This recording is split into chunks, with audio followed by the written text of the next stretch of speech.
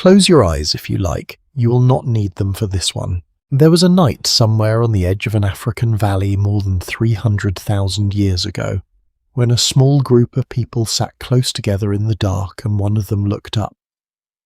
We will never know what she thought when she saw the stars. No one wrote it down, no one could, but her brain was already in every meaningful way the same brain you're listening with right now.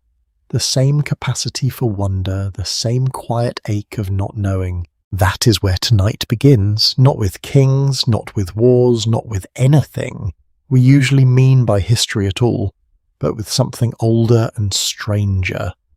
The first long stretch of human time, the part before memory, before writing, before almost everything we think of as civilization. We call it the Stone Age, and it is by an almost absurd margin the longest chapter our species has ever lived. I want to be honest with you about what that means before we go any further, because the scale of it tends to slip past people. If you imagine all of human existence as a single day, the Stone Age is not the morning, and it is not even most of the afternoon. It is nearly the entire day. Writing cities, empires, everything that fills the history books you grew up with, all of that, crowds into the last few minutes before midnight. Almost everything a human being ever was, for almost the entire span of our existence, happened before any of that. It happened in firelight, in caves on riverbanks, under skies without a single artificial light to compete with the stars. And what I find strange, what I find genuinely moving, is that for most of that time we have almost no names, no stories, just bones and stone and the quiet evidence of lives that were every bit as complicated and emotional as ours, lived by people who will remain forever anonymous. Before we go any further, I want to pause for just a moment. If this is the kind of history you've been looking for, the real story told slowly without the noise, it would mean a great deal if you took a second to subscribe and leave a like. It genuinely helps this work reach more people who want exactly this. And if you feel like it, leave a comment and tell me where you're tuning in from tonight and what brought you to this particular story. I read everyone, and I love knowing who is out there in the dark with me. Now get comfortable, settle in, and let's go back further than almost anywhere else we could possibly go. The world we are stepping into tonight does not look like the one outside your window. The climate moves in long, slow swings, ice ages stretching for tens of thousands of years, followed by warmer interludes that feel on a geological clock like a held breath. The landscape itself is patient in a way that is hard for us to imagine now. A river might take 1,000 years to shift its course by a few miles. A forest might advance and retreat across a continent over the span of 100 human lifetimes, and not one person alive at any point along that slow migration would ever notice it happening. Time in the Stone Age does not move the way it moves for us. It does not rush. It accumulates. And within that immense unhurried world there are people. Not primitive in the way that word gets used carelessly, not lesser, not people. The most widely accepted reconstruction holds that early Homo sapiens emerging in Africa, somewhere in the range of 300,000 years ago, already possessed minds capable of language, planning, grief, and almost certainly some form of belief in things unseen. They were not waiting to become human. They already were. What they lacked was not capacity but accumulated time, the slow compounding of knowledge across generations that eventually produces agriculture writing cities. Give a person from that world a modern infancy, modern schooling, modern tools, and there is no reason to think they would be anything other than entirely at home in it. The difference between them and us is not biology. It is circumstance stretched across an almost unimaginable depth of years. What was a single day actually like for a person living in that world? I think this is the question that pulls people in more than any other, because it is so quietly intimate. You wake most likely near first light because there is no reason not to, and because darkness carries real danger. You are part of a small group, probably no more than 30 or 40 people bound together by kinship and necessity in roughly equal measure. There is no concept of privacy in the way we understand it. Almost everything is shared. Food, warmth, the raising of children, the burden of grief. The day is organized almost entirely around two questions that never fully go away. Where is the food and where is the danger? Sometimes those two questions have the same answer, because the animal you are hunting is also capable of hunting you. There is a tenderness in this world that surprises people when they first encounter it, because the word brutal conjures something harsh and without feeling, and that is not quite right. The evidence we have, and I want to be careful here because the evidence remains incomplete, suggests that these early communities cared for their sick and their elderly in ways that go well beyond simple necessity. Skeletal remains have been found showing individuals who survived for years with injuries or conditions that would have made them entirely unable to hunt or gather for themselves. Someone fed them. Someone kept them warm. Someone, in other words, loved them in whatever language that group used for the feeling long before anyone wrote a single word about what love was supposed to mean. And then there is fire. I do not think we give it enough credit, the sheer strangeness of being the only species anywhere that learned to hold a piece of the sun and carry it with us. Scholars still debate exactly when controlled fire use became widespread, with some evidence pointing to deliberate use as early as 1 million years ago in certain regions, though. The picture grows much clearer and more consistent from around 400,000 years ago onward. What we do know with real confidence is what fire changed once it arrived. It changed what could be eaten because cooking unlocks calories that raw food simply cannot offer, and that single shift may have helped fund the energy-hungry brains we still carry today. It changed when people could be active stretching the useful day past sunset, and it changed perhaps most quietly and most powerfully what it felt like to be a person in the dark. A fire is warmth, yes, and safety from predators, yes, but it is also the first gathering place humanity ever had. The first thing people sat around. The first stage for every story that would ever be told aloud. I want you to picture it now, because this is the image I would like to leave with you as we move forward together. A small fire burning low against a night that has no other light in it at all, not for hundreds of miles. A group of people close together, warm on one side and cold on the other, the way fire always works. Someone is talking low and unhurried about something that happened that day or something that happened long before any of them were born, passed down the way every memory had to be passed down then, mouth to ear, generation to generation, with nothing written anywhere to catch it if it slipped. That is the first form history ever took. Long before stone tablets, long before scrolls, long before anything you could call a book history, was simply a voice in the dark telling someone else what mattered enough to remember. We are going to follow that voice tonight as far back as the evidence will allow, and then forward again through fire and ice, through migration and loss, through the slow, patient accumulation of everything that eventually made us who we are. There is a great deal of ground to cover, and very little of it will be rushed. So let the room go quiet around you now if it has not already, and let's begin. There is something worth sitting with for a moment before we move further into this story. The fire we left burning at the edge of that long ago night did not stay small for long, and it did not stay simple either. It became over hundreds of thousands of years one of the great hinge points in the entire human story, and the strange part is how quietly it happened.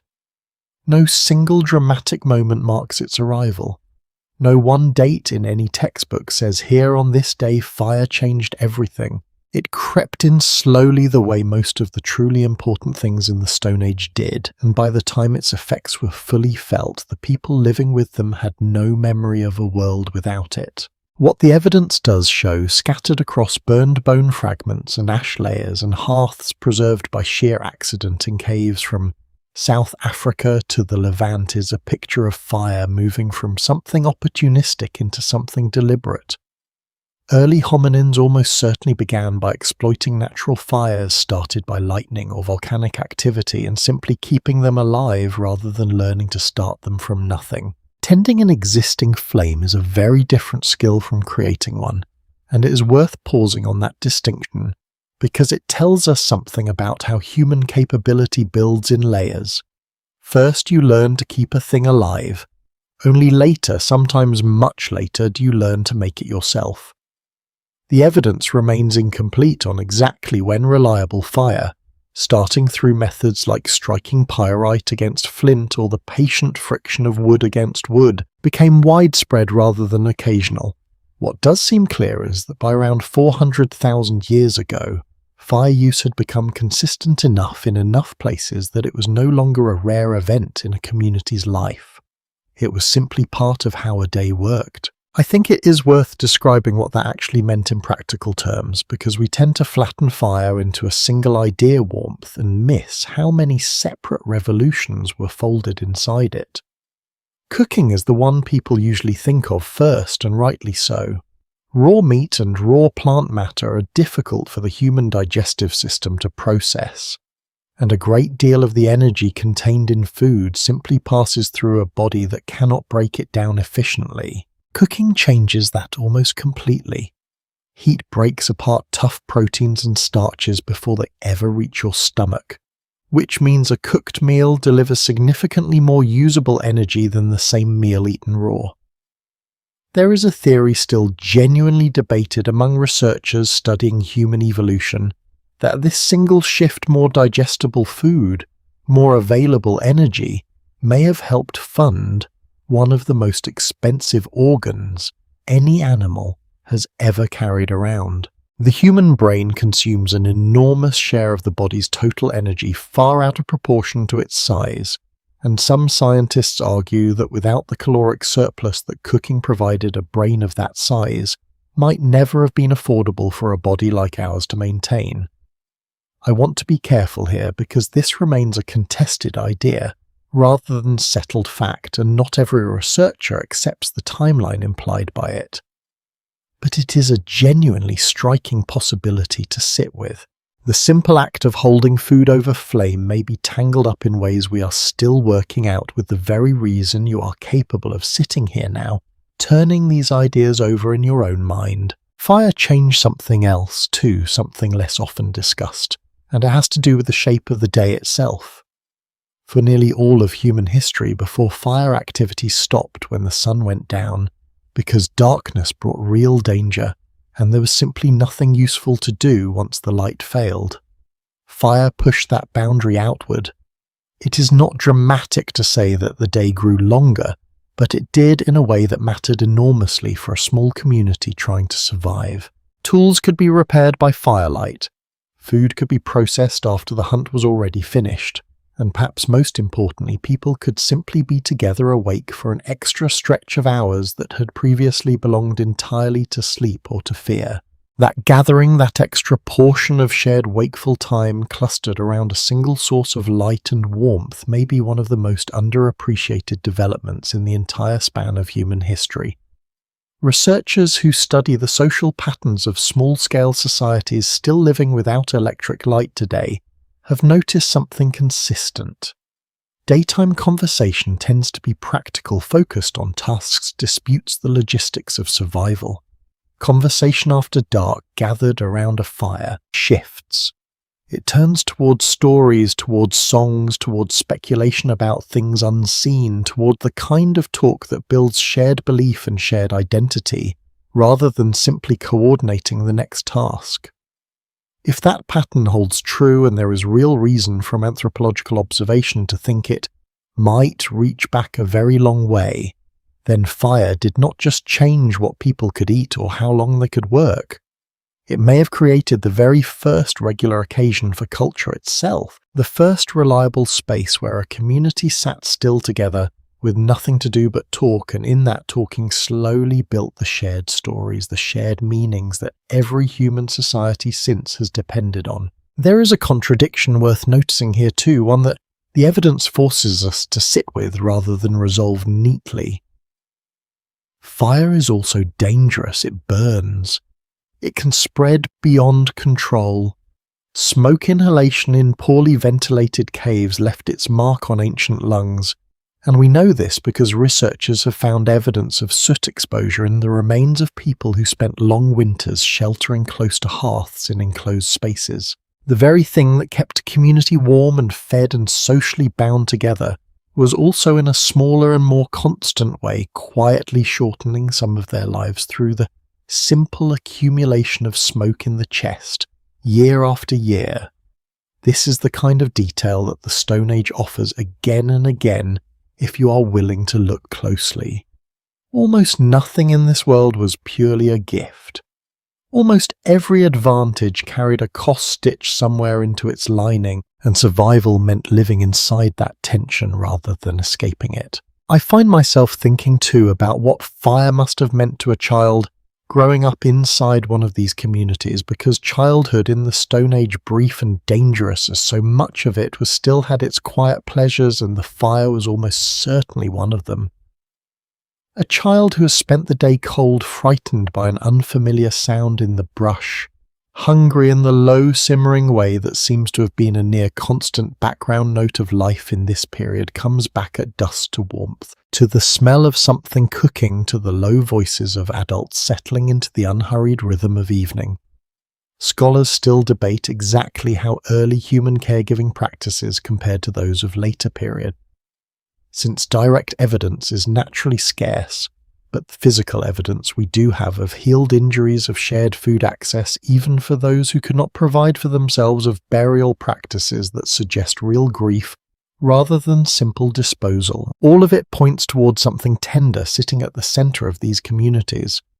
The fire was not just fuel and flame, it was where the tenderness lived, where it had room to surface after the harder business of the daylight hours was done. What strikes me most turning all of this over is how much of what came later in human history can be traced back to that flickering circle of light.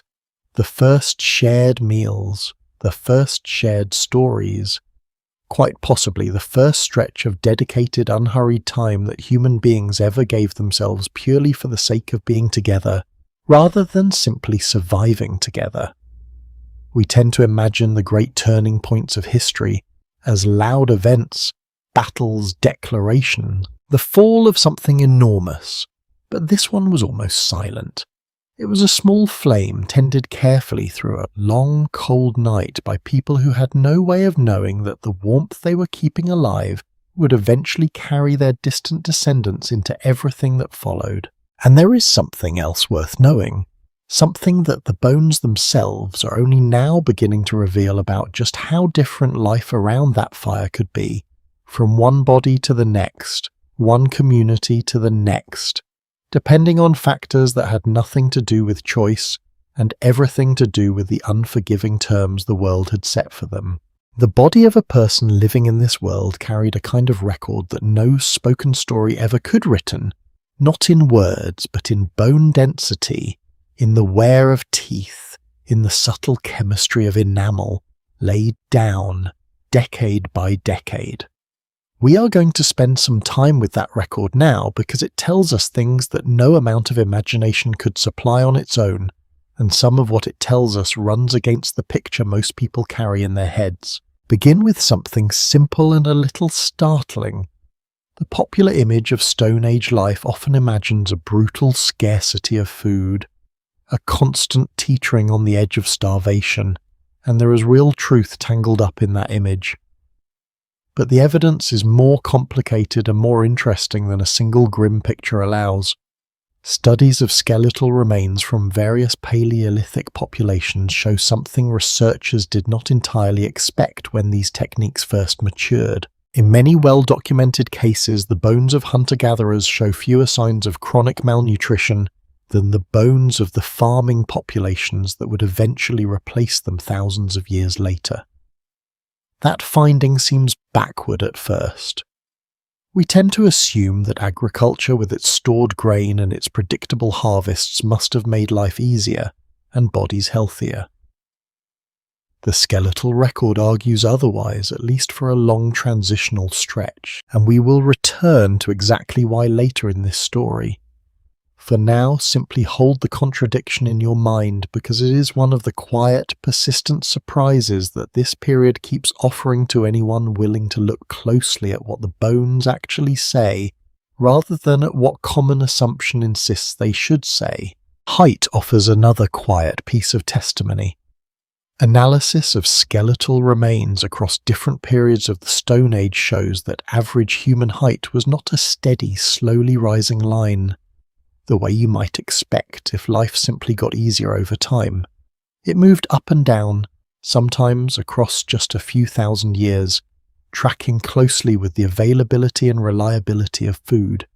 A population eating a varied diet of wild plants, fish, and game tends to show healthier growth markers than a population that has shifted toward a narrower range of foods, even when that narrower diet provides more total calories.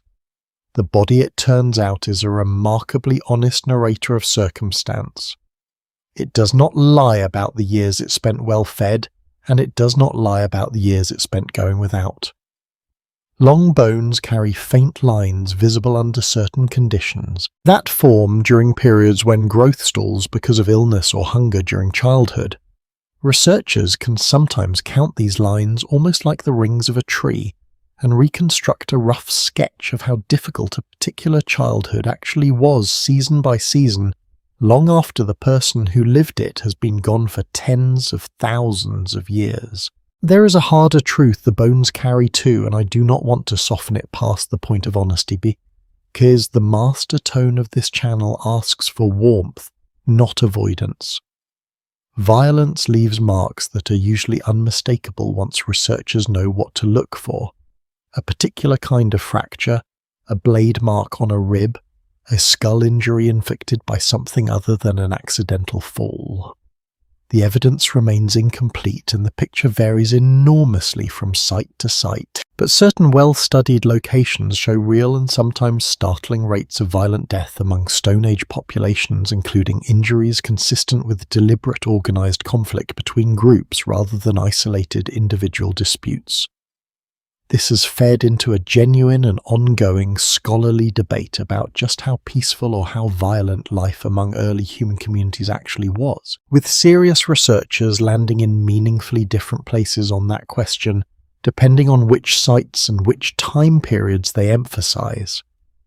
What seems most honest to say, sitting with the range of evidence available, is that human communities in this period were capable of both extraordinary tenderness and real, sometimes organized violence, often within the same general population separated only by circumstance, by resource, pressure, by the particular strangers a group happened to encounter on a particular day.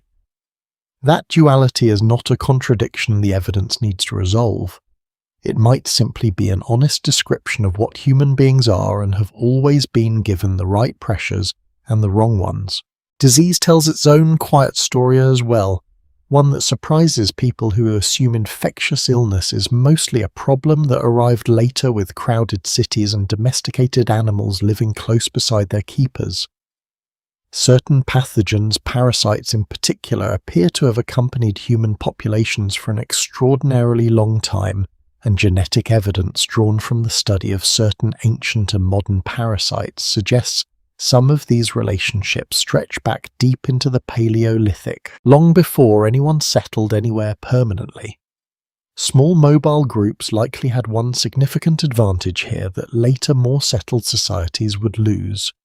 Frequent movement meant that a community did not spend long stretches of time sitting in its own accumulated waste, did not draw repeatedly from a single contaminated water source, did not build up the kind of disease reservoir that comes naturally with permanent settlement. Mobility, in other words, was itself a kind of medicine, an unintentional sanitation system built into the very rhythm of how these communities lived. It would not last. But for a remarkably long stretch of human history, simply moving on again and again, season after season, may have done more to protect a community's health than almost anything else available to them. And then there is the matter of how long a life actually lasted, which is perhaps the detail people ask about most and the one most commonly misunderstood. The often repeated claim that Stone Age life expectancy hovered somewhere around 30 years is technically accurate as an average and almost completely misleading as a description of any individual life. That average is dragged down dramatically by extremely high rates of infant and childhood mortality, a genuinely devastating reality of this period where a significant portion of children did not survive to adulthood at all. But for those who did survive childhood, the picture shifts considerably. A person who made it past roughly the age of 15 had a real and not insignificant chance of living into their 50s, 60s, or in some documented cases even longer. Skeletal evidence from numerous sites confirms the presence of individuals who lived well into old age by any reasonable standard, their joints worn smooth with decades of use, their teeth ground down by a lifetime of the gritty, fibrous foods that define the era's diet. Grandparents existed. Elders existed. Knowledge had time to accumulate and pass downward through more than one generation, which matters enormously, because a society where elders regularly survive into genuine old age is a society capable of holding and transmitting a far deeper well of accumulated experience than the grim, popular image of universal early death would ever suggest. I think what moves me most sitting with all of this evidence together is how much individual variation it reveals underneath the broad averages we tend to reach for. There was no single Stone Age life, no single fate written into the bones of every person who lived through this immense stretch of time. There was a wide range shaped by geography, by the particular resources of a particular valley or coastline, by the simple arbitrary fact of which group a person happened to be born into, and which dangers that group happened to be navigating in any given decade. Some lived long, well-fed lives surrounded by grandchildren. Others did not survive their first winter. The bones do not flatten that variation into a single tidy statistic, no matter how often that single statistic gets repeated. They preserve instead something closer to the truth, a portrait of real, varied, unequal human experience stretching back further than almost anything else we have left to read. There is one more thing the skeletal record has started to reveal in just the last few decades, something that required tools far more sensitive than anything available to earlier generations of researchers, and it concerns not where these people lived, but how very far some of them were willing to travel to get there. You said you are an expert English language scriptwriter for the YouTube channel Life Was Brutal. Distance, it turns out, was never quite the barrier we tend to assume it was. We think of early humans as creatures bound tightly to one small patch of land, and for long stretches of time many were. But scattered across the genetic and archaeological record is a quieter, more restless story. One of people willing to walk further than seems reasonable generation after generation, following resources, following curiosity, following something we cannot fully name, until they had crossed an entire continent without ever intending to. The departure itself did not happen the way it sometimes gets described as a single dramatic exodus, a clean line drawn out of Africa and into the rest of the world. Genetic evidence increasingly suggests something messier and more human than that. There appear to have been multiple waves of movement out of the African continent stretched across tens of thousands of years, some of which left little or no trace in the populations living today, having died out, been absorbed, or simply failed to establish themselves before vanishing from the record entirely. The wave that succeeded, the one whose descendants eventually populated nearly the entire planet, seems to date to somewhere in the range of 60,000 to 70,000 years ago, though earlier, smaller movements likely came before it. Scholars still debate the exact timing and number of these migrations, partly because the evidence comes from several different disciplines. Genetics, fossil remains, and archaeological sites and those disciplines do not always agree precisely with one another. What is not in serious dispute is the basic shape of the story. People left in sledges in small groups across an immense span of time, and the empty spaces of the world began slowly to fill. It's worth pausing on just how strange this undertaking actually was, stripped of the comfortable distance that hindsight gives us. A small group walking into land they have never seen, with no way of knowing what lies over the next ridge, no way of knowing whether the next valley holds water or danger, or nothing at all. There were no maps. There was no way to send word back if something went wrong. Every step into unfamiliar territory was in the most literal sense a step into the unknown, undertaken by people who had only the evidence of the landscape immediately in front of them, and whatever knowledge their own group had managed to accumulate and carry along. Why would anyone do this? That is a question worth sitting with for a moment, because the honest answer is less dramatic than we might wish. Most of this movement was probably not driven by grand ambition or restless wonder, though both surely played some part in certain decisions somewhere along the way. It was driven far more often by the same quiet pressures that had always shaped human life. A changing climate that made one region less reliable. A growing group that had outpaced what its current territory could comfortably support. The simple repeated calculation that the unknown valley over the ridge might offer something better than the known increasingly strained ground beneath their feet. The route itself was not a straight line, and it was not fast. Genetic and archaeological evidence together suggest a path that hugged coastlines in places, followed river systems in others, and pushed inland only where the terrain and the available resources allowed it. Some of the earliest evidence for human presence outside Africa comes from sites along the Arabian Peninsula and the southern coast of Asia, suggesting that one major route may have followed the shoreline eastward, where the sea provided a dependable replenishing source of food that inland hunting alone could never guarantee with the same consistency.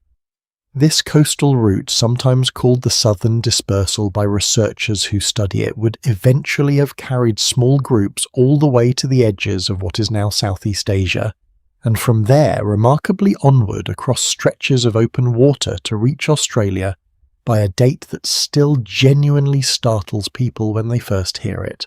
Current evidence places human presence in Australia at somewhere around 65,000 years ago, which means that people had crossed open ocean, almost certainly using some form of watercraft. We have no surviving examples of tens of thousands of years before similar feats would be attempted again almost anywhere else in the ancient world. We do not know exactly what kind of vessel carried them. We do not know how many attempts failed before one succeeded, how many groups were lost to the open water before a route was finally successfully completed. The evidence remains incomplete on nearly all of these details. What survives is simply the fact of arrival etched into the genetic and archaeological record of a continent that should by any ordinary measure of available ancient technology have been essentially unreachable. Other branches of this slow dispersal moved differently. Populations heading toward what is now Europe and Northern Asia faced an entirely different set of pressures. Colder climates, shorter growing seasons, landscapes already populated in many cases by other human species who had arrived long before them. This is worth sitting with for a moment, because it tends to surprise people who imagine early Homo sapiens moving into empty land. The land was not empty. Different parts of the world were already home to other branches of the human family tree populations that had left Africa in earlier waves hundreds of thousands of years before, and had spent that time slowly adapting to the specific climates and challenges of the regions they had settled. The migrations we are tracing tonight were not simply movements into a blank waiting world. They were movements into a world already occupied by other thinking, tool-making, fire-tending people. And what happened when these different human populations eventually met one another is a story we will need real care and real time to tell properly. For now, I want to stay with the sheer physical and psychological weight of this kind of movement, because it is easy to let the scale of these migrations flatten into something abstract, dates and routes on a map, when the reality was lived one difficult day at a time by people who had no concept of the larger pattern they were part of. No single person crossing into a new region thought of themselves as participating in a great human dispersal. They thought almost certainly about much smaller things: whether the river ahead could be crossed safely, whether the group had enough food to last until the next reliable source presented itself, whether the unfamiliar plants growing in this new place were food or poison, a question that must have been answered again and again through nothing more than careful observation and occasionally tragically through trial and error that cost someone their life. Every plant we now know is safe to eat was at some point first eaten by someone who did not know for certain that it was safe. That is a sobering thing to consider quietly in the dark. The accumulated knowledge that any human population eventually built up which plants nourish, which plants harm, which roots can be eaten raw, and which must be processed first to remove their toxins, came at a real and sometimes fatal cost paid by people whose names we will never know, whose only legacy is the safety that knowledge eventually provided to everyone who came after them. There is a particular kind of patience required for this sort of movement that is worth naming directly, because it runs against how we tend to imagine exploration. This was not the movement undertaken in a single lifetime by a single bold traveller pushing boldly into the unknown. It was a movement that unfolded across dozens, sometimes hundreds of generations, each one pushing only slightly further than the last, each one largely unaware that they were part of anything larger than their own small group's particular immediate search for a better place to be. A person born somewhere along this dispersal might live their entire life within a single river valley, never travelling further than the surrounding hills, and yet their grandchildren or their grandchildren's grandchildren might eventually find themselves hundreds of miles further along the same general path, having taken that journey not in one dramatic leap, but in dozens of smaller, almost unnoticeable steps spread out across centuries. History looked at this closely rarely moves the way dramatic retellings suggest. It accumulates solely through decisions that felt small and immediate to the people making them, and only looks like a grand design when we step back far enough to see the whole shape of it at once. What strikes me most about this part of the story, returning to it again after all these years of reading about it, is how thoroughly it undoes the idea that early humans were simply reacting to their environment helpless before circumstance. There is real accumulating evidence of deliberate choice running through these migrations of groups, assessing unfamiliar terrain and making calculated decisions about where to settle and where to keep moving of technology. Clothing suited to colder climates, tools adapted to new available materials, watercraft capable of crossing open water developing in direct response to the specific challenges each new environment presented. This was not blind drift. It was in its own slow and largely undocumented way a form of genuinely sophisticated problem-solving carried out by people working with nothing but accumulated experience, careful observation, and an apparently bottomless willingness to keep going when the alternative felt worse than the unknown ahead of them. And somewhere along these long patient migrations in certain particular places at certain particular times, something else happened. The descendants of those who had left Africa eventually crossed paths with the descendants of those earlier human populations who had left long before them, the ones already settled into the cold forests and river valleys of a much older world. What followed from that meeting, tender in places and tragic in others, is a story that the evidence has only recently begun to let us tell with any real confidence at all. There are very few moments in the whole of human history where two entirely different branches of the same family tree look at each other across a fire for the first time, and one of those moments repeated in various forms across thousands of years and countless valleys belongs to the story of the Neanderthals. They were not the lumbering, dim-witted figures of old textbook illustrations, and it is worth setting that image aside completely before we go any further, because almost none of it holds up against what the evidence now shows. Neanderthals had brains as large as our own, in some measurements slightly larger, though brain size alone tells us less than we once assumed about intelligence or capability. They made sophisticated tools suited precisely to the cold, demanding landscapes of Ice Age Europe and Western Asia, where they had lived successfully for a span of time that dwarfs the entire history of agriculture many times over. They almost certainly had some form of spoken language, since the anatomical structures associated with speech, the hyoid bone in particular, appear remarkably similar to our own. They buried their dead with what looks in several well-documented cases like genuine care and possibly ritual. Flowers and tools sometimes found arranged near skeletal remains in ways that are difficult to explain as accidental. Whatever Neanderthals were, they were not a failed or primitive draft of a human being. They were a different, fully realized way of being human, shaped by hundreds of thousands of years, adapting to conditions that would have killed most other large mammals outright. So when the descendants of those earlier African migrations finally pushed into the territories Neanderthals had occupied for so long, what actually happened?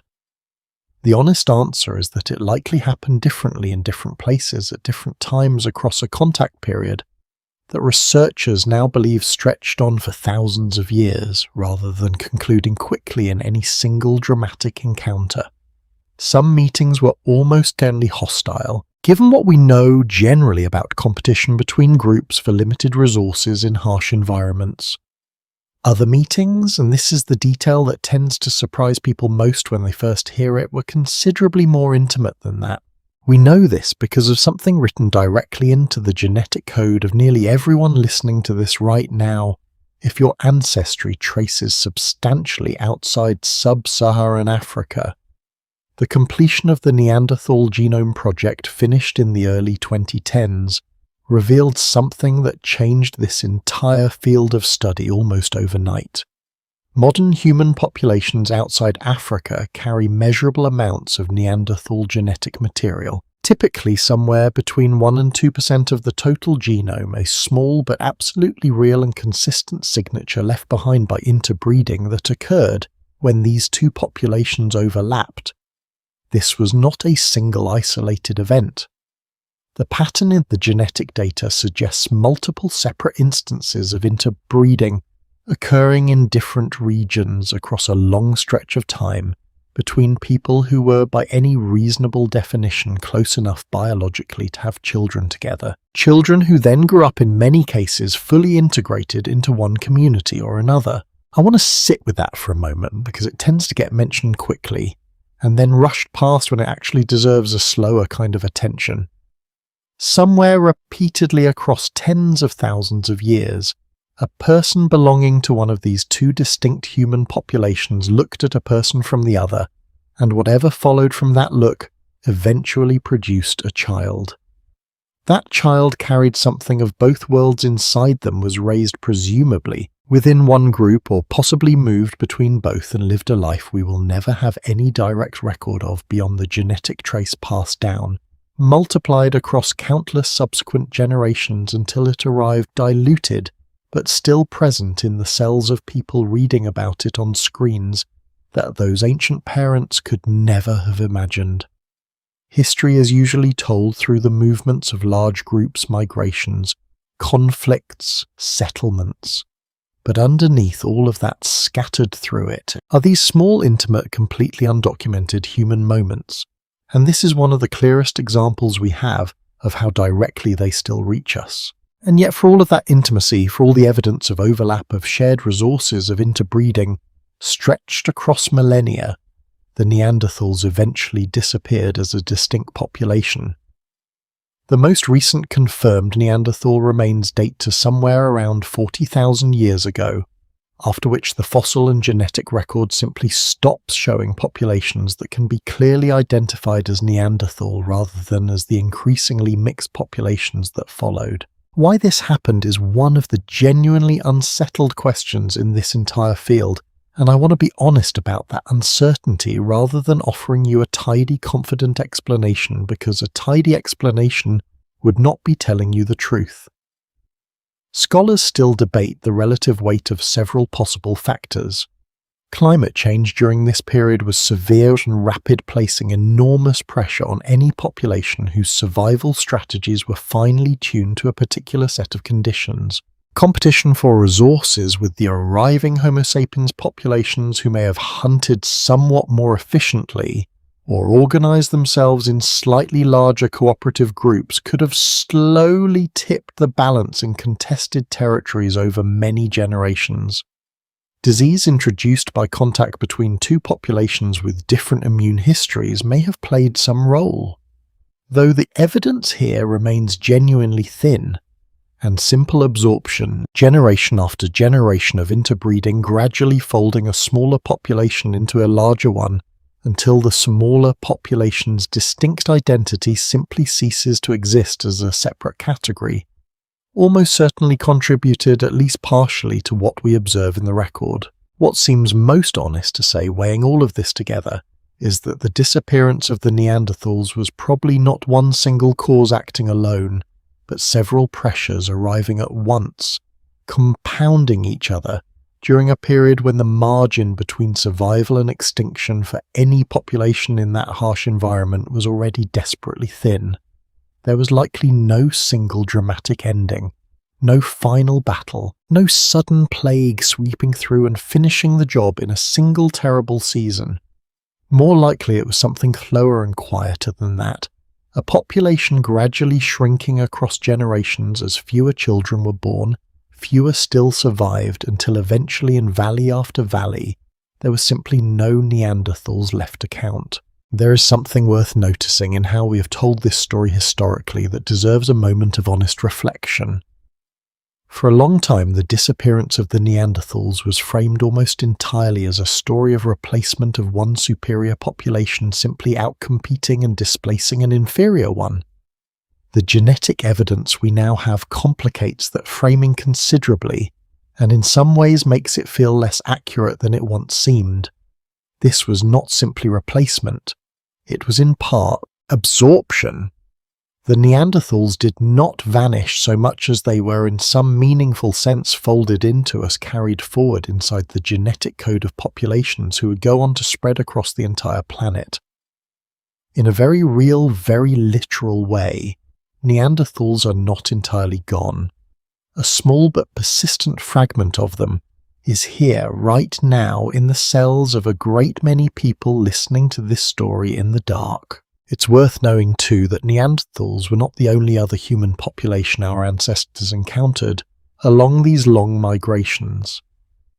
Evidence from a single cave in Siberia analysed only within the last decade and a half revealed an entirely separate, previously unknown human population now called the Denisovans, identified almost entirely through genetic analysis of a few small bone fragments, since almost nothing else of their physical remains has yet been found.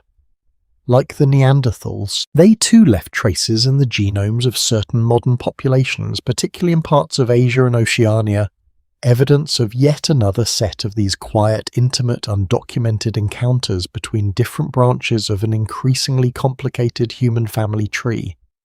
The evidence remains incomplete on almost everything about who the Denisovans actually were, what they looked like, how they lived, how widely they ranged across the ancient world. We know essentially that they existed, and that they too became part of us through a story we've barely begun to piece together.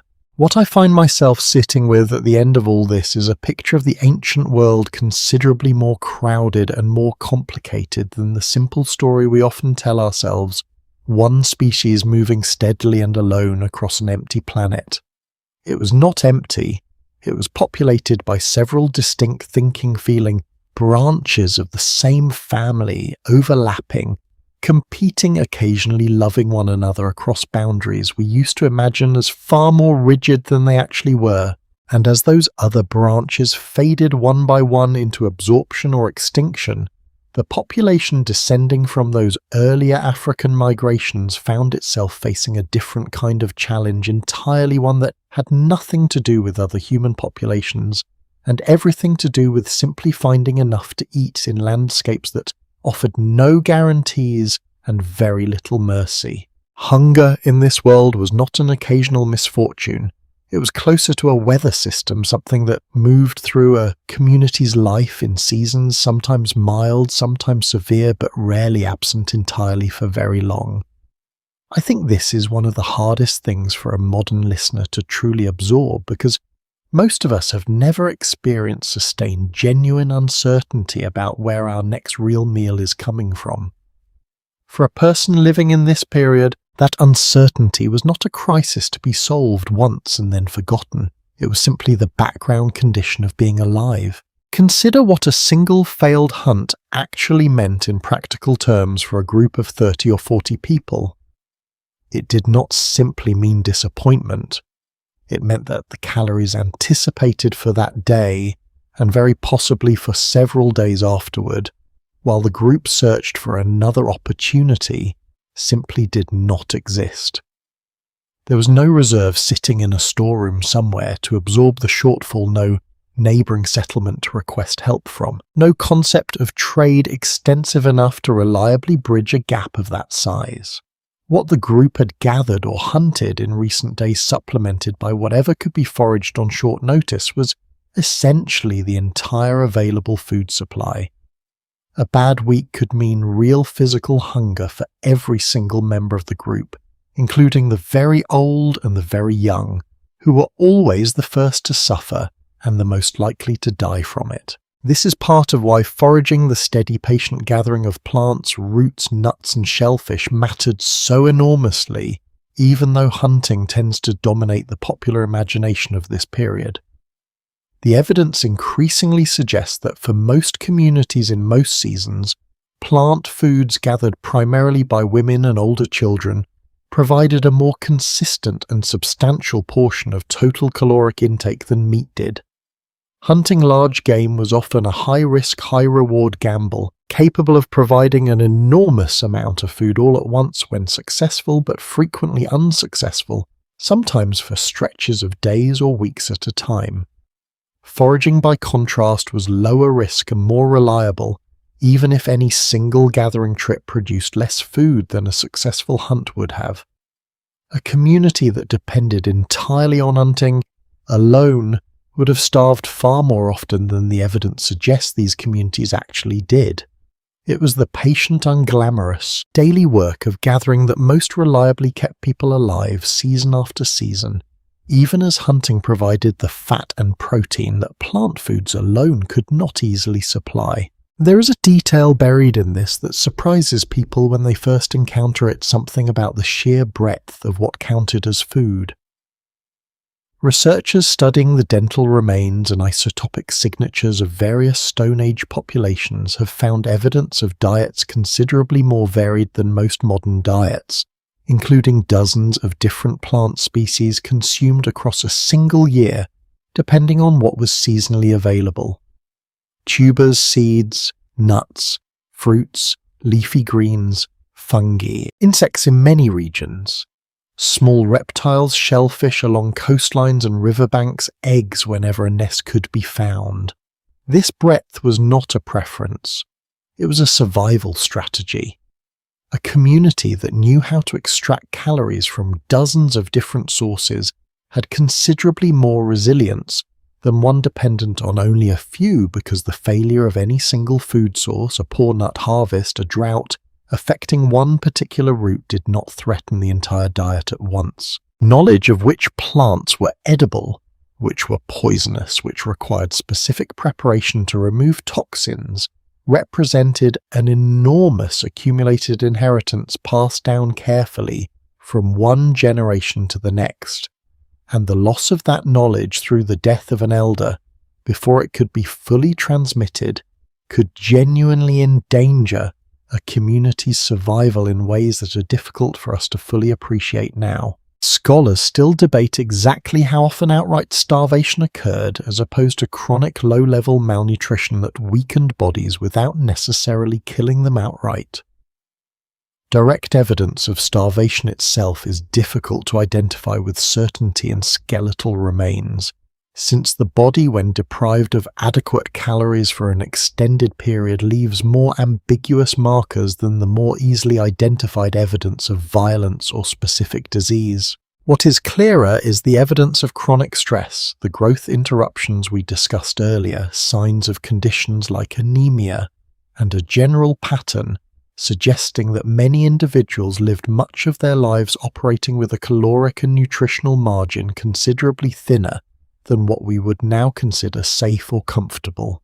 Hunger, in other words, did not need to kill someone outright to shape the entire course of their life. A childhood marked by repeated, moderate food shortages could leave its mark on a person's growth, their immune resilience, even their cognitive development in ways that lasted for decades afterward, long after the specific seasons of scarcity that caused them had been forgotten. What did a community actually do faced with this kind of relentless uncertainty? The honest answer involves a remarkable amount of social technology ways of organizing relationships and obligations that functioned in practice as a kind of insurance system long before anything resembling formal insurance existed. Sharing food, even when a particular hunter or gatherer had not personally contributed much to the current supply, appears to have been close to universal among documented hunter-gatherer societies, both ancient and the few that survived into the modern era, long enough to be studied directly. This was not simply generosity in the way we might think of it now. It functioned as a deliberate strategy because the hunter who shares food today, when his hunt succeeded and someone else's did not, builds an expectation that he will be fed in turn on the day his own hunt fails and another succeeds. Over time, across an entire community, this created a kind of distributed safety net, spreading the unpredictable risk of any single person's bad luck across the entire group so that no individual failure needed to become an individual catastrophe. Marriage and kinship ties between different groups appear to have served a similar function, extending well beyond their obvious role in reproduction. A young person sent to marry into a neighbouring group, sometimes travelling a considerable distance to do so, created a lasting connection between two communities that could be called upon during hard times. If your own territory suffered a poor season, having a daughter or a son married into a group occupying different, possibly less affected territory meant having somewhere to turn, a community with at least some obligation to help should the need become severe enough. These were not romantic unions in the way we might imagine them now, though. Affection certainly existed within many of them. They were also quite practically a form of long-term risk management woven into the fabric of how these societies organized themselves, ensuring that no single group's survival depended entirely on the unpredictable resources of a single isolated piece of land. I want to pause on something easy to overlook here, which is just how much careful, sophisticated thinking this entire system required, sustained across generations without any of it ever being written down anywhere. Every rule about sharing, every expectation about reciprocity, every understanding of which marriage is created, which obligations between which groups had to be remembered, taught, and enforced entirely through spoken instruction and lived example. There were no contracts. There was no court to appeal to if an agreement was broken. The entire system depended on memory, on reputation, and on the simple, durable human capacity for both trust and shame operating across an entire community that had to function essentially as its own court, its own bank, and its own insurance company, all without a single written record to fall back on. And still, despite all of this careful social architecture, hunger came. It came in hard winters when game grew scarce and the ground froze too solid to dig for roots. It came in droughts that withered the plants a community had depended on for generations. It came sometimes simply through bad luck, a string of failed hunts that no amount of skill could have prevented. The people living through these seasons did not have the luxury of understanding hunger as an occasional isolated event. They understood it as a recurring guest, one that could be delayed sometimes for long stretches through skill and cooperation and careful planning, but never entirely banished. It was simply part of the terms under which life in this period was lived. There is a particular kind of evidence only recently understood with real clarity that lets us see exactly how a community's bones responded to these hard seasons, etched directly into the chemistry of teeth, formed during the very years that hunger was at its worst. And what that evidence reveals about the specific years certain ancient communities endured is more precise and more moving than almost anything else this period has left behind for us to find. A tooth, it turns out, is one of the most patient and honest narrators that the ancient world has left behind for us to read. Teeth form in distinct layers, much like the rings inside a tree laid down steadily during childhood, as enamel mineralizes around a growing body. Once that enamel has formed, it does not remodel or repair itself the way bone does throughout life. It simply stays exactly as it was laid down, fixed and unchanging, for tens of thousands of years if conditions preserve it well enough. This means that a tooth recovered from an ancient burial is not simply evidence that a person once existed. It's closer to a sealed diary written in mineral rather than ink, recording the specific conditions that person's body experienced during the precise years that particular layer of enamel was forming. Researchers have learned only in recent decades to read this diary with a level of precision that would have seemed like fantasy to earlier generations of archaeologists. By analysing the ratios of certain chemical elements, strontium and oxygen in particular, locked within these enamel layers, scientists can now reconstruct details about where a person lived during specific years of their childhood, since different regions carry distinct chemical signatures in their water and soil that get absorbed into a growing body and recorded permanently in the teeth. A shift in those ratios partway through a person's dental development can reveal that they moved as a child from one region to another, sometimes across distances that would have required real deliberate sustained travel rather than simple local wandering. This has allowed researchers to identify individuals buried thousands of years ago in a particular location whose childhood chemistry tells a different story entirely, marking them as people who had travelled or had been brought a considerable distance from wherever they were originally born. What does this actually tell us beyond the simple fact of movement? It tells us something about how interconnected these supposedly isolated ancient communities sometimes were. We tend to imagine small Stone Age groups as essentially closed systems, living and dying within a relatively narrow stretch of territory, encountering outsiders only rarely. The isotopic evidence increasingly complicates that picture. Certain burial sites have revealed individuals whose chemical signatures suggest origins considerably far from where they were eventually laid to rest, sometimes hundreds of miles distant, which raises a genuinely fascinating question that the evidence cannot yet answer with full confidence. Were these individuals who had married into the community from elsewhere following the kind of long-distance kinship ties we discussed earlier? Were they captives taken during conflict between groups? Were they traders or the descendants of traders who had simply settled somewhere far from their origin? The evidence remains incomplete on which explanation fits any particular case, and it is entirely possible that all of these scenarios occurred at different times in different places, contributing together to a pattern of human movement considerably more fluid than the old image of isolated static Stone Age bands ever allowed for. There is a related technique equally remarkable that uses these same growth layers to read something even more specific: the precise years of hardship a person endured during childhood. Periods of severe nutritional stress or illness cause a temporary disruption in normal enamel formation, leaving behind a visible line or a groove, sometimes called a stress marker, embedded permanently in the tooth at the exact point in the person's development when the hardship occurred. Because researchers understand roughly how dental development proceeds year by year in a growing child, they can sometimes identify not just that a person suffered some kind of crisis during childhood, but approximately how old they were when it happened, down to a window of a year or two. Multiply this single tooth across an entire excavated burial site, dozens or sometimes hundreds of individuals, and a pattern begins to emerge.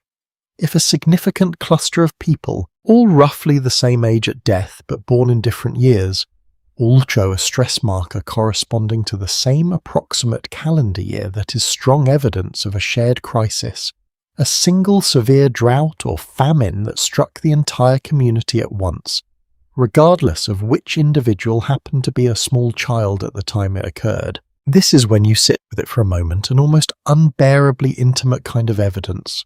It allows researchers to identify specific terrible years in the deep, otherwise undocumented past years, when a particular ancient community went hungry together, written not in any chronicle or record since none existed, but quietly preserved instead inside the mouths of the children who lived through it, and managed despite everything to survive long enough to grow up. We do not know their names.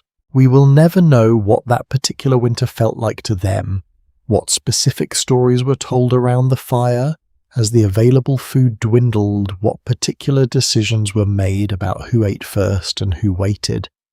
But we know with real scientific confidence that the winter happened, that it was hard enough to leave a permanent mark, and that whoever survived it carried that mark forward quite literally in their own bodies for the rest of their lives. The evidence remains genuinely incomplete on many of the finer details surrounding these discoveries, and researchers continue to debate exactly how to interpret certain ambiguous cases, since stress markers can sometimes result from illness rather than nutritional shortage specifically, and distinguishing between the two with full certainty is not always possible from the tooth alone. But the broader picture these techniques have revealed, across dozens of sites and thousands of individual teeth studied around the world, is consistent enough to trust in its general outline. Hardship was common. It came in identifiable waves clustered around specific bad years that affected entire communities rather than scattered, isolated individuals. And the children who survived those years carried the evidence of having done so sealed permanently into their own bodies for the rest of however long they lived. I find myself thinking, considering all of this, about how strange and quietly moving it is that the most precise window we have into certain individual years of ancient suffering does not come from any deliberate record at all, since none was ever made, but from the simple accidental fact that human bodies record their own history whether anyone intends them to or not. There is something almost comforting buried inside that thought despite the hardship it documents. Nothing about a difficult childhood, a hard winter, a season of real hunger was ever fully lost to time, even though no one writing it down. The body itself kept the record, faithfully waiting tens of thousands of years for someone with the right tools and the right patience to finally learn how to read it. This kind of evidence, the quiet testimony locked inside bone and enamel, has also begun to answer a much larger and more contested question, one that researchers have argued over for generations without full resolution, concerning not just how individual people suffered, but what these ancient communities actually believed, what they buried their dead with, and what those careful, deliberate burial choices might tell us about a part of the ancient mind that no isotope or stress marker could ever fully capture on its own. Deep inside a cave in what is now southern France, in a chamber so far from the entrance that no natural light has ever reached it, someone knelt down more than 30,000 years ago and pressed red ochre against the rock, tracing the outline of a horse with a steadiness of hand that still startles the researchers who study it.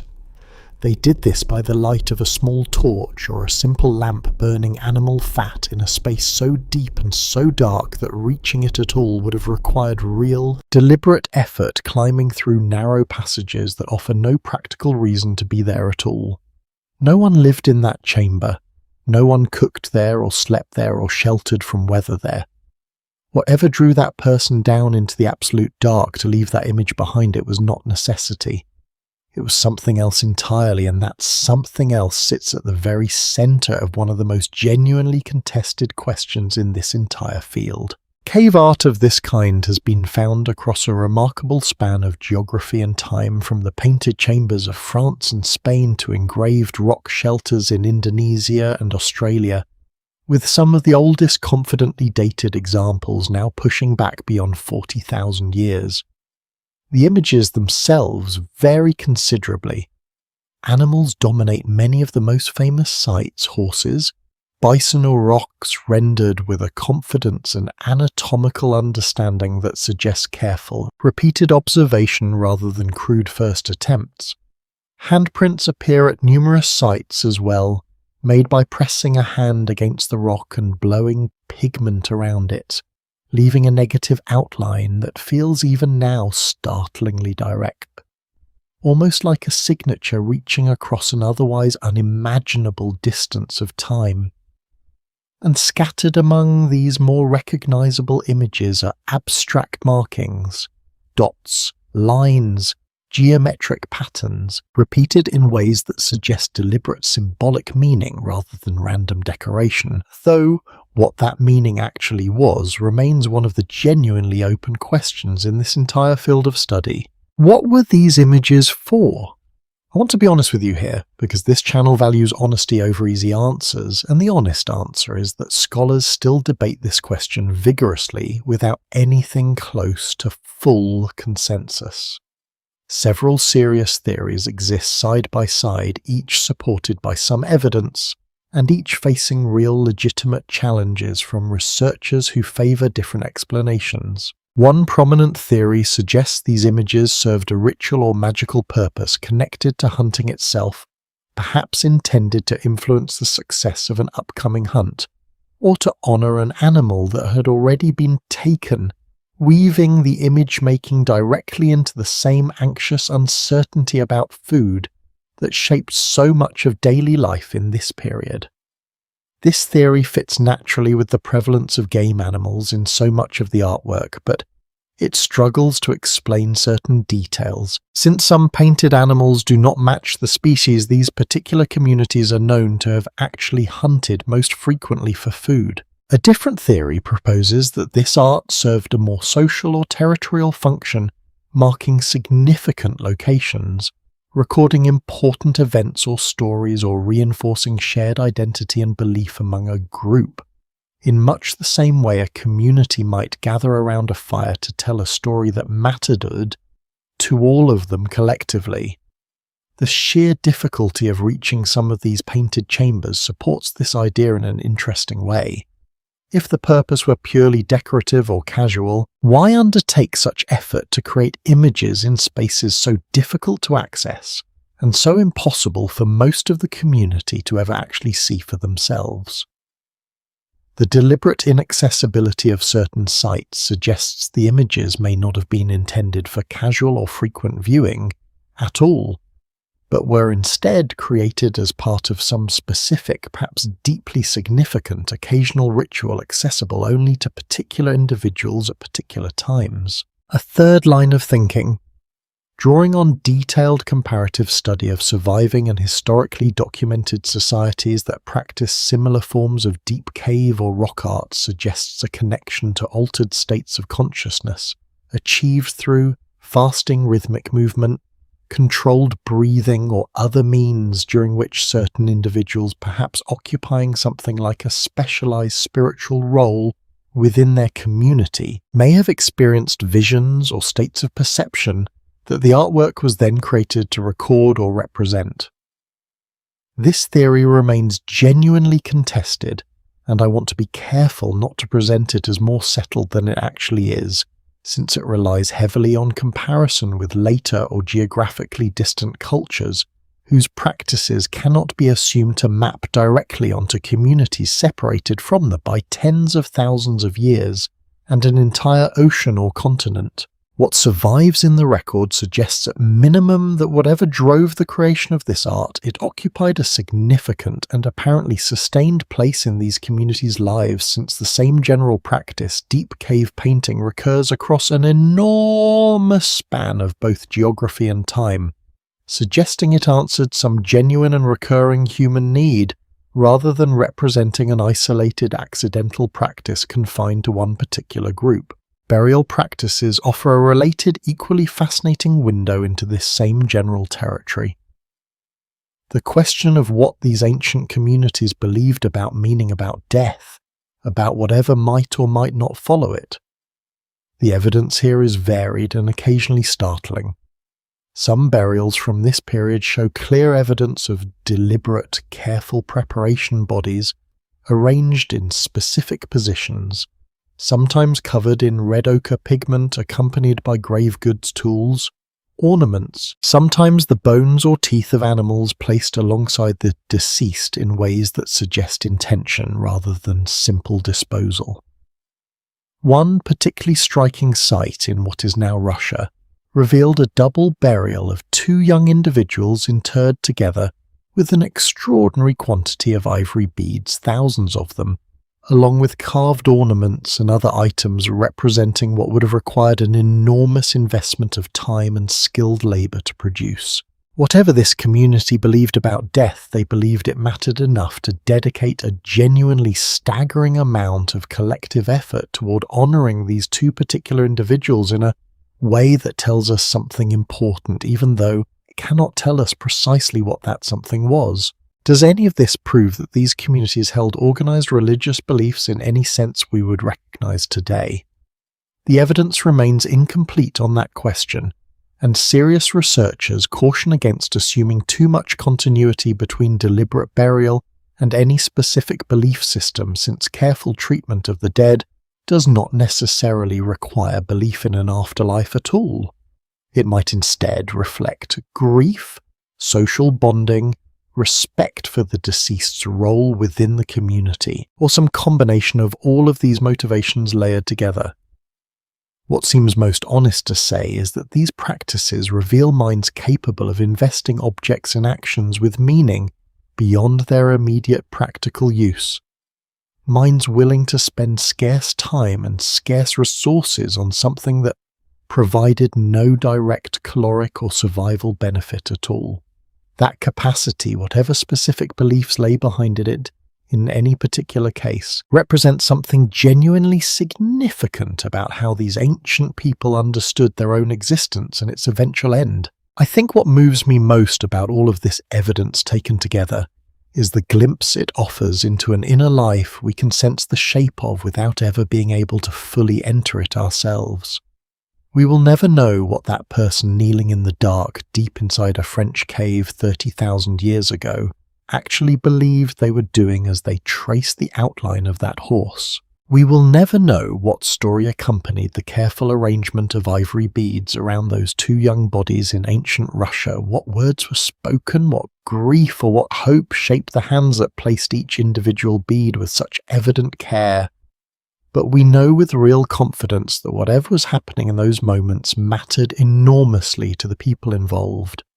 It mattered enough to justify extraordinary effort in conditions where effort itself was always scarce and always costly. And that fact alone, even stripped of any specific certainty about belief or meaning, tells us something quietly profound about who these people actually were deep beneath the surface of mere survival. There is a final piece of evidence from this same general period, one that touches not on belief exactly, but on something perhaps even more fundamental. The very first stirrings of something that looks unmistakably like deliberate symbolic communication, carried not in image or burial, but in the careful repeated marking of simple objects in a way that some researchers now believe may represent among the very earliest known attempts at counting, or even in its most basic form, something resembling the earliest seeds of written record itself. And a small bone no longer than a finger found in a rock shelter in what is now the Democratic Republic of the Congo carries on its surface a series of carefully incised notches arranged not randomly, but in distinct deliberate groupings. This object, known to researchers as the Ishango bone, dates to somewhere around 20,000 years ago, and it has occupied archaeologists and mathematicians alike for decades because the pattern of those notches does not look like idle scratching. It looks to many who have studied it closely like counting. I want to slow down here because this is one of those discoveries that rewards patience rather than excitement, and patience is exactly what this story deserves. The notches on the Ishango bone are grouped in clusters, and several of those clusters correspond to numbers that hold particular mathematical significance. Prime numbers in some arrangements, patterns that some researchers interpret as evidence of an early lunar calendar, used perhaps to track the passing of roughly 29 or 30 days between full moons. Other researchers urge a real caution here, pointing out that human beings are extraordinarily good at finding pattern in ambiguous data, and that without a clearer understanding of the specific culture that produced this object, any interpretation risks projecting modern mathematical thinking backward onto evidence that may have served a much simpler purpose, a tally of kills during a hunting season, perhaps, or a record of some other repeated practical event that required nothing more sophisticated than counting itself. Scholars still debate this question without full resolution, and I think that uncertainty is worth honouring rather than smoothing over, because the truth is we may never know with complete confidence what those notches were actually tracking. What we can say with more confidence is the broader pattern this object belongs to because the Ishango bone is not unique. Similar marked bones, sticks and stones bearing deliberate, repeated notches in patterns that suggest counting or recording rather than decoration have been found at numerous sites across a remarkably wide span of geography and time, stretching back tens of thousands of years before anything resembling formal written language would eventually emerge. This tells us something genuinely important about the gradual layered way that human cognitive tools actually develop. We tend to imagine writing and mathematics arriving suddenly the achievement of a single brilliant civilization at a single specific moment.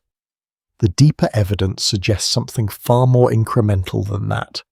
Long before anyone could write a sentence, people were already finding ways to externalize memory to record information outside their own minds onto an object that could hold a count more reliably than memory alone ever could, especially as the numbers involved grew too large to track easily by simple recollection. Think about what this actually solves in practical terms for a small community living under the kind of relentless uncertainty we discussed earlier.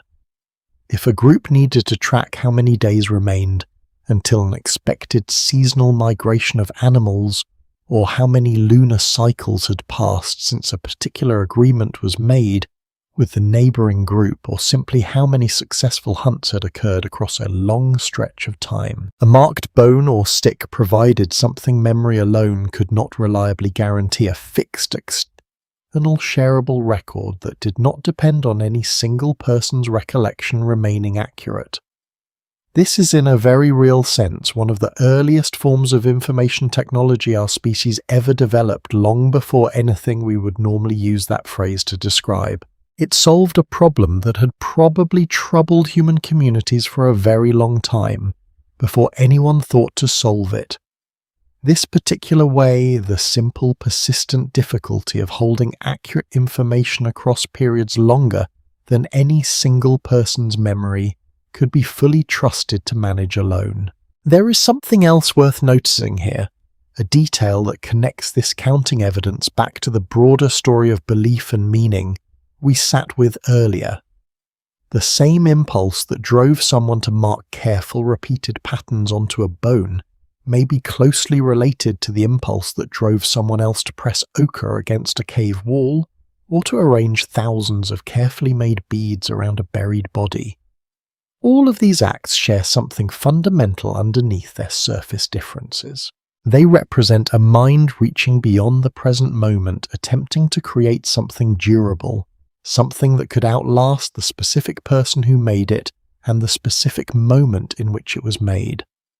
A painted horse deep in a French cave was never meant to be useful in any immediate practical sense, and yet it persisted, carrying whatever meaning it held forward across tens of thousands of years. A marked bone was perhaps somewhat more practical in its original purpose, but it shares that same essential quality, an attempt to make something that would outlast a single fragile human memory to fix something true into a form that could survive long enough to be checked, trusted, and used again later. I find this thread running quietly underneath so much of what we have covered tonight to be one of the most genuinely moving aspects of this entire period. These were people who understood on some level that memory alone was not reliable enough, that meaning needed an anchor outside any single mind if it was going to survive. That understanding, that quiet impulse to externalize, to record, to make durable, would eventually grow across tens of thousands of additional years into something we now take entirely for granted. Written language mathematics, the entire vast architecture of recorded human knowledge that allows information to travel forward across centuries without ever depending on a single person's memory to carry it.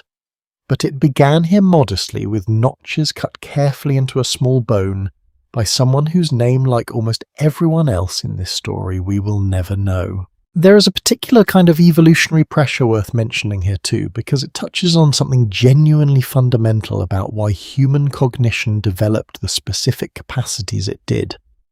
Some researchers studying the cognitive demands of hunter-gatherer life argue that the kind of long-term planning required to track seasonal patterns, lunar cycles, migratory animal behavior, and complex social obligations across dozens of other individuals may have placed real and sustained pressure on the development of memory abstraction and symbolic thinking more broadly. In other words, the marked bones and painted caves we have spent this evening with may not simply be curious artifacts left behind by minds that happened for unrelated reasons to already possess these capacities.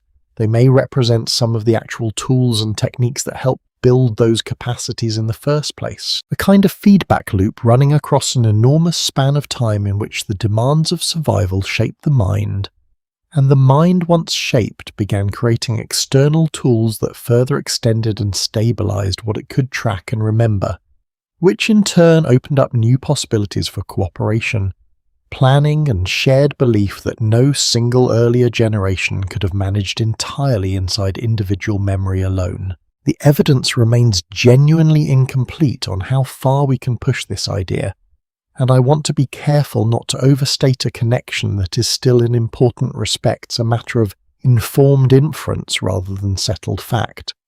But it offers, I think, a genuinely useful way of understanding this entire vast stretch of the Stone Age that we have been moving through together tonight. This was never a static period, despite how slowly it can feel when measured against the pace of everything that came later. It was a long, patient accumulation of knowledge, of technique, of social structure, of symbolic capacity, each layer building quietly on the ones that came before it almost imperceptibly from any single generation's vantage point, but unmistakably when we step back far enough to see the whole shape of it gathered together across tens of thousands of years. What strikes me most, sitting with the full arc of everything we have covered so far tonight, fire and migration, hunger and kinship, painted caves and careful burials, marked bones, and the earliest stirrings of recorded memory, is how much genuine sophistication was already present, long before anything resembling a city, a written language, or a formal government ever existed. These were not simple people slowly, dimly working their way toward becoming something more complete. They were already complete, already capable of love and grief and wonder and careful, patient problem-solving, living inside circumstances that simply had not yet allowed all of that capacity to express itself in the particular forms we now associate with civilization. And yet somewhere ahead of where we are sitting tonight, something was beginning to shift quietly in certain particular regions among certain particular groups.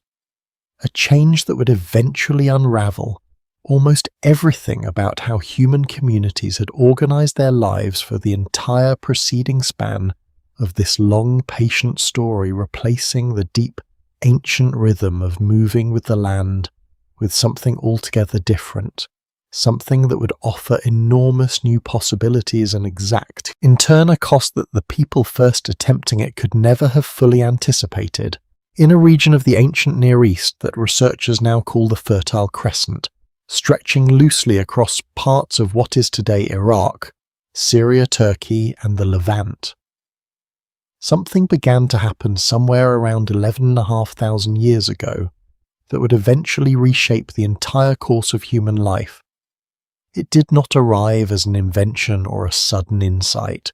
It arrived as so much in this story has slowly, almost imperceptibly, through small repeated choices made by people who had no way of knowing they were standing at the edge of something enormous. The wild ancestors of wheat and barley already grew abundantly across parts of this region, dense stands of grain that hunter-gatherer communities had been harvesting for a very long time before anyone thought to do anything more deliberate with them. The evidence suggests these communities were already returning to the same favourable patches of wild grain year after year, perhaps even doing small things to encourage their growth, clearing competing plants, scattering seeds slightly beyond where it would naturally fall. None of this required abandoning the older way of life. It could be layered easily on top of it, one more strategy among many alongside hunting and foraging and fishing, depending on the season and the place. This matters because it changes how we should picture the actual beginning of agriculture. It was not a sudden switch from one way of living to an entirely different one. It was a gradual deepening of an existing relationship with certain plants stretched out across many centuries, during which people were for a very long time both farmers and foragers at once, without any clear sense that one identity would eventually crowd out the other almost entirely. What eventually tipped this gradual deepening into something genuinely transformative remains one of the more actively debated questions in this entire field. Several explanations sit alongside each other, each with real supporting evidence and each facing real challenges. One significant factor appears to be climate.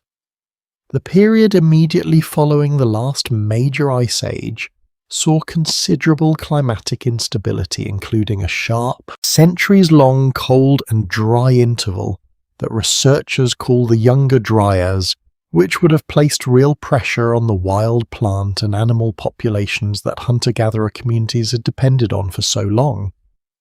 When favourable conditions returned afterward, certain regions, the Fertile Crescent prominently among them, offered an unusually rich concentration of wild plants capable of being cultivated, wheat barley, lentils alongside animals, capable of being domesticated sheep, goats, and eventually cattle.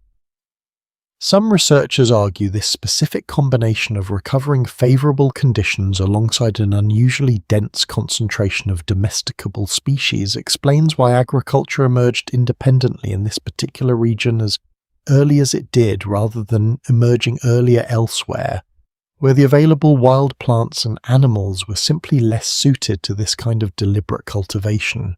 A different but related explanation points toward population pressure. As climate conditions improved and food became more reliably available across certain regions, populations appear to have grown somewhat, and growing populations may have placed increasing pressure on the most favourable foraging territories, pushing some communities to look for ways of extracting more reliable food from a smaller, more defined area of land, rather than continuing to range as widely as their ancestors had. Deliberate cultivation, planting and tending grain in a fixed location, rather than simply gathering it wherever it happened to grow wild, offered exactly that. More food from less territory at the cost of an enormous amount of additional labour that foraging alone had never required. And this is where the story turns genuinely difficult, because the costs of this transition were severe, and I do not want to soften that, since the honest, unflinching telling of what actually happened is the entire reason this channel exists.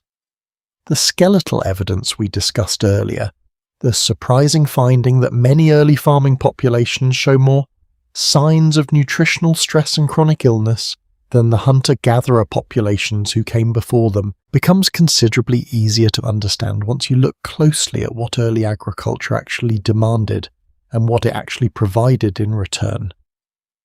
A hunter-gatherer diet, as we discussed, drew on dozens of different food sources across a year, providing real nutritional breadth even during difficult seasons. An early agricultural diet, by contrast, often narrowed dramatically around just one or two staple grains, providing reliable calories but considerably less nutritional variety. And a population dependent on a narrow range of crops becomes far more vulnerable to the complete failure of any single harvest than a population whose survival never depended on any one specific food source in the first place. The labor itself was relentless, in a way that foraging, for all its uncertainty, generally was not.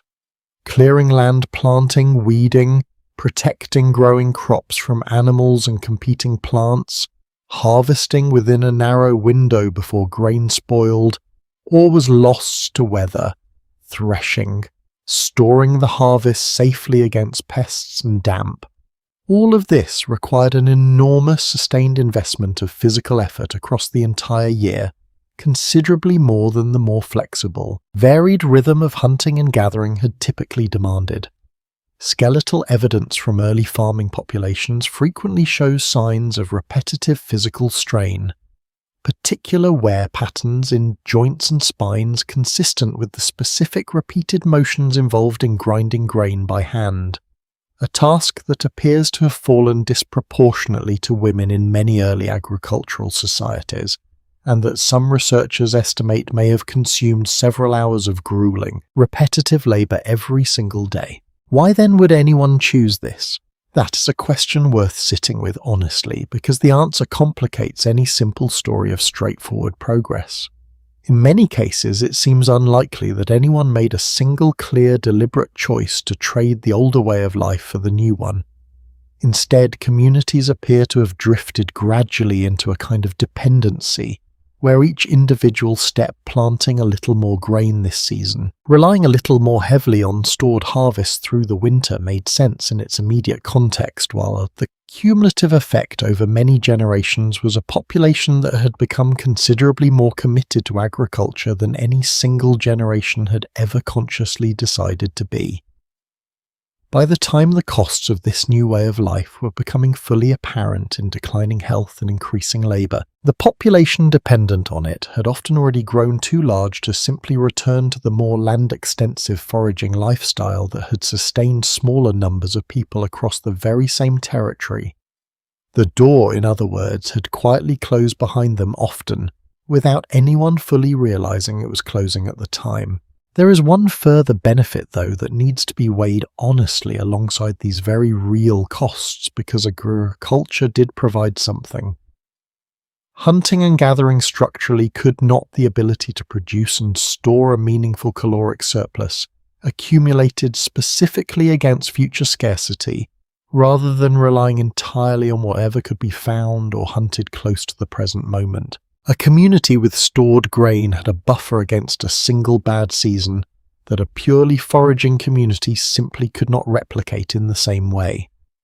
This surplus, however unevenly it would eventually come to be distributed within these growing societies, also made possible something that pure foraging populations had rarely been able to sustain at scale, populations large enough and settled enough to eventually support specialists, individuals who did not need to spend their own time directly producing food because others were producing enough surplus to support them too. That single shift to food surplus enabling population density, enabling specialization, would eventually open the door to almost everything we now associate with civilization. But it began here in this difficult, uneven, often genuinely costly transition, made by people who could not have known what it would eventually grow into, only that the harvest mattered enormously and that protecting it had become in a way it never quite had been before the absolute centre around which an entire community's life now turned. What happened next as these early farming communities began settling more permanently into fixed locations rather than continuing to move with the seasons brought with it an entirely new set of challenges, ones that had simply never existed in quite the same form for any community that kept moving? Problems of crowding, of waste, of disease, and eventually of an inequality between neighbours that the more mobile, more evenly resourced world of the Deep Stone Age had rarely allowed to take root in quite the same lasting way. And in a place called Catalhoyuk, in what is now central Turkey, archaeologists uncovered something that still feels almost disorienting when you first picture it clearly. A settlement dating back roughly 9,000 years, packed with houses built so closely together that they shared walls on every side with no streets running between them at all. People did not walk from house to house along a path, they walked across the rooftops, climbing down through openings in the ceiling using ladders to reach the rooms below. It is worth sitting with that image for a moment because it tells us something immediate and almost physical about what this new way of living actually felt like day to day for the people who first attempted it. There was no privacy in any sense we would recognise.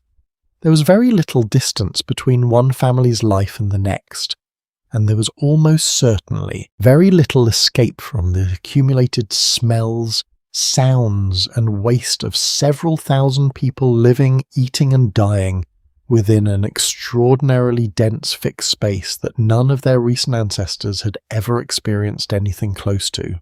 This density was entirely new in the long arc of the human story we've been following tonight. For the overwhelming majority of human existence, communities had remained small, typically numbering in the dozens rather than the hundreds or thousands, and crucially they had kept moving.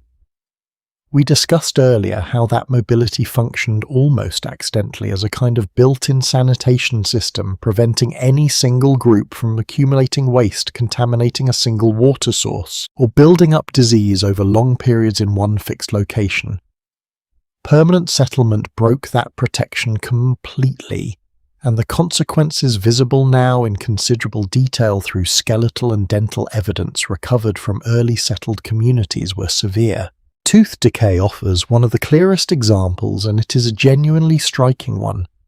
Dental remains from hunter-gatherer populations generally show remarkably low rates of cavities, a reflection of diets that, while sometimes tough on teeth through grinding and wear, rarely included the concentrated starches and sugars that promote bacterial decay. Early farming populations, by contrast, particularly those relying heavily on processed grains, show a marked and consistent increase in cavities and dental disease, visible clearly enough in the archaeological record that researchers can often identify with reasonable confidence whether a particular set of remains belonged to a forager or an early farmer based on the condition of the teeth alone. The very shift that provided more reliable calories also quietly eroded the health of the mouths that consumed them generation after generation, in a trade that no individual at the time would have understood themselves to be making. Infectious disease tells a related and considerably more consequential story. Permanent settlement meant permanent proximity not just to other people but to concentrated populations of domesticated animals kept close for their meat, milk and labour, in a way that simply had no precedent in the more mobile world that came before. This closeness mattered enormously because a significant number of the infectious diseases that would go on to define so much of later human history, including devastating epidemics that would emerge thousands of years afterwards, appear to have originated as diseases of domesticated animals that adapted gradually to infect human hosts as well. A process researchers call zoonotic transfer. Measles likely traces back to a disease of cattle. Certain strains of influenza trace back to domesticated birds and pigs. The basic conditions that made this kind of transfer possible sustained close, repeated contact between large numbers of humans and large numbers of a small number of domesticated species simply did not exist before settlement and domestication created them. In a very real sense, the earliest farming communities were not just changing what they ate. They were quietly creating the conditions for an entirely new category of human suffering that their distant ancestors, moving constantly across open landscapes with only occasional brief animal contact, had never needed to contend with in anything like the same sustained way. There is a particular kind of evidence drawn from the layout of these earlier settlements themselves that reveals something else worth sitting with.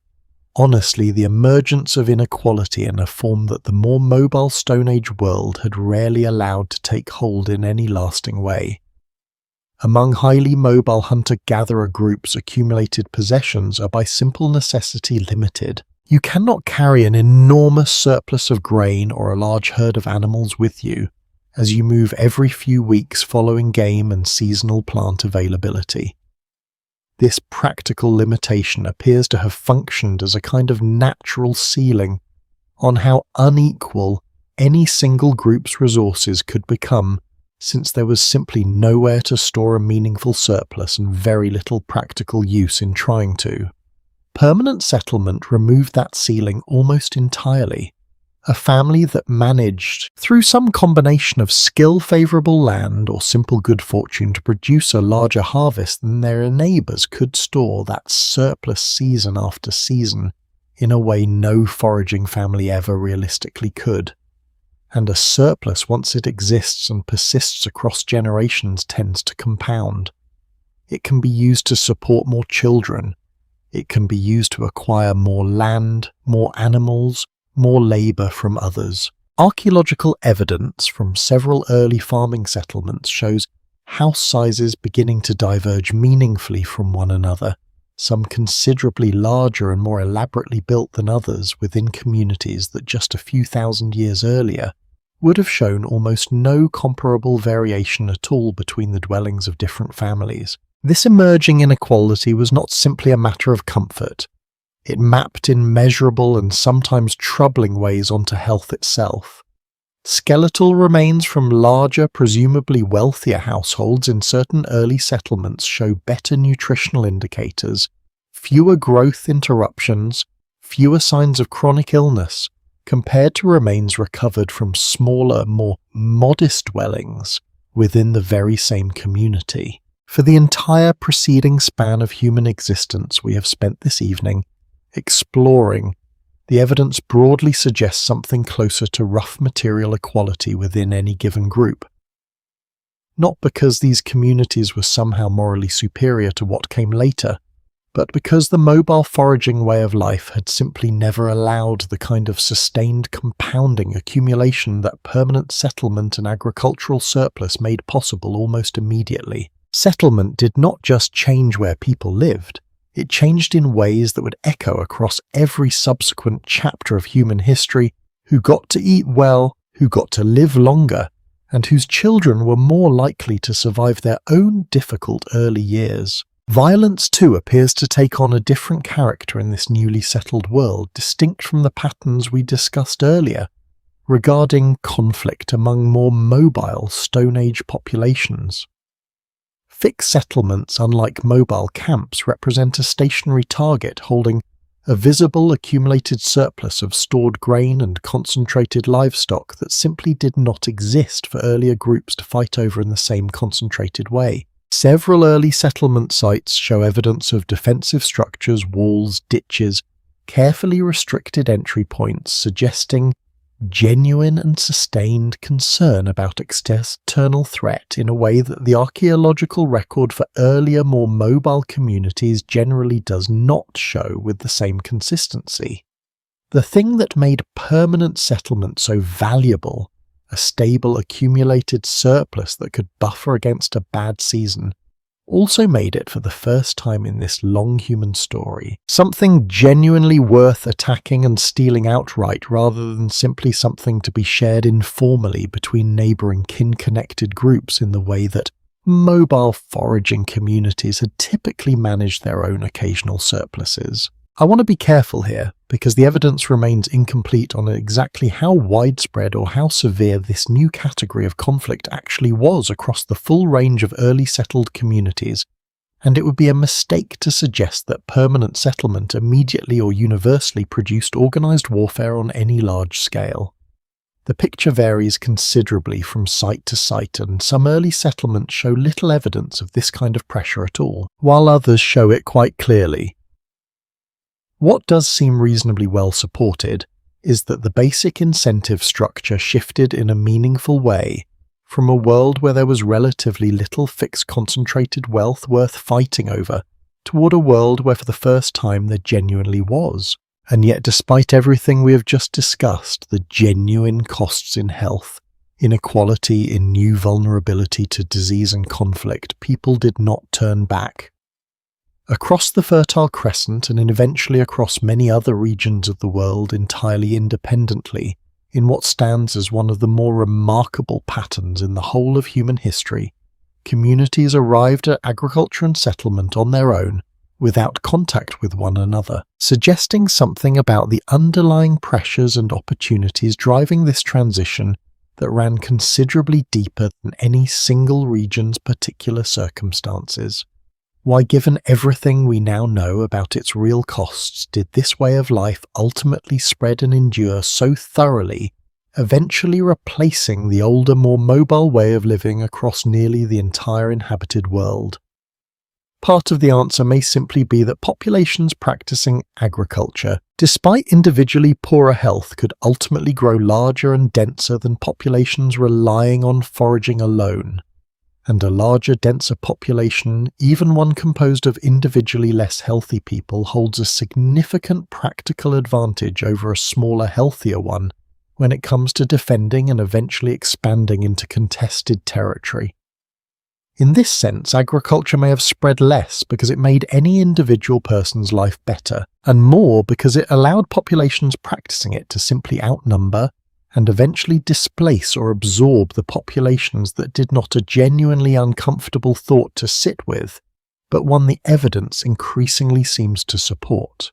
What we're left with at the close of this long, slow transition that took thousands of years to fully unfold is a world fundamentally and permanently altered from the one we began this evening inside.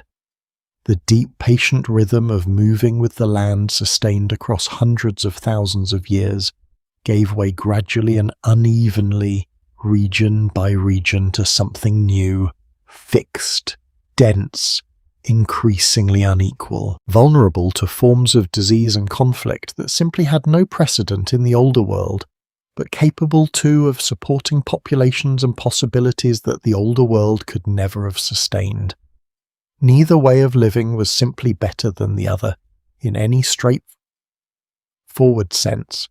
Each carried its own particular burden, its own particular gift, and the people living through this transition across all those scattered generations paid the costs of the new world without ever having the chance to fully weigh them against the older one they were quietly, irreversibly leaving behind. There is one final thread left to follow tonight, reaching all the way back to where this story first began, beside that small fire burning against an enormous indifferent darkness, and carrying forward through everything we have traced since migration and loss, hunger and belief settlement and inequality, toward a closing thought about what this immense, mostly silent stretch of human time actually left behind, quietly inside every single person listening to this story now.